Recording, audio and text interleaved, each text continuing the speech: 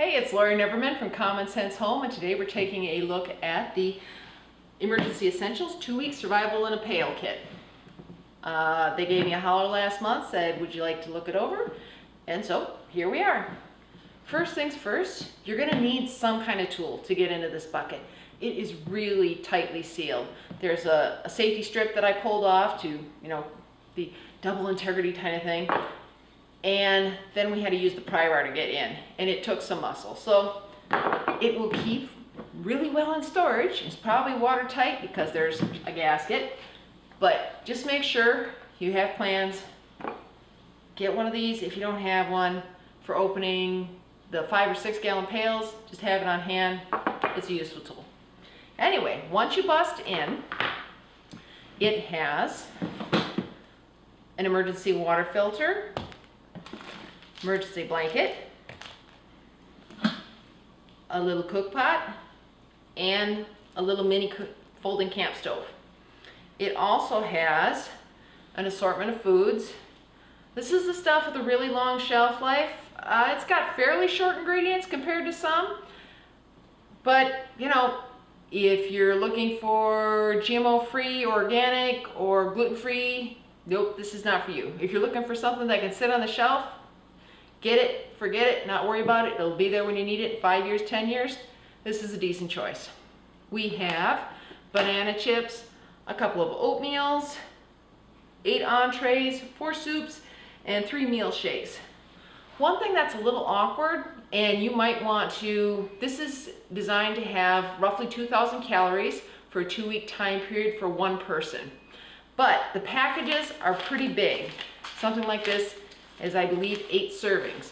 So you might want to stock multiple kits, and if you're opening this up for a meal for multiple people, that would be a better fit. If you want single serving 1-person meals, you're going to be looking at something like MREs. One thing that is neat about this kit is that it does include the little cook stove. I'm going to have a fun time getting this all back in here, but it does fit, honest. All this stuff, one bucket. And the little stove comes with these little pressed fire bricks and matches. And then this folds down, super tiny, folds back out. And then you give your little fire disc a wedgie, pop that bad boy in there, set it down, light it up, and you have a cooking surface.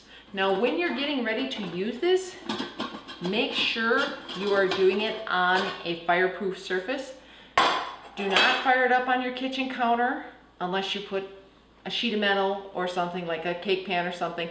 Ideally, you want to be cooking outside where you've got better ventilation, on top of a stove or somewhere, because this stuff is heat and eat. It doesn't need a lot of cook time, but just please be careful whenever you're using fire. Just use your common sense. Said, good points about this.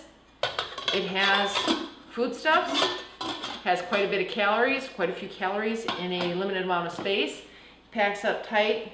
The water filter, you're either going to need to have your own water storage, or you will be able to filter things like rainwater or pond water or something like that. This is a gravity fed filter, so it doesn't need any type of electricity. You just fill one compartment and then it drains through the filter in the other compartment. It's a 2-bag system. The Mylar Blankets, these are pretty much every emergency kit on the market keeps these. They are not super strong, but they do get the job done. So you might want to combine this with, if you're in cold weather climate, some wool, some other things. But it's got the basics covered, and it does it in a really compact package. And I've got a link below for more information, and we have more posts on the site with different preparedness aspects. So if you got any questions, just leave me a note below and I'll do my best to answer them for you.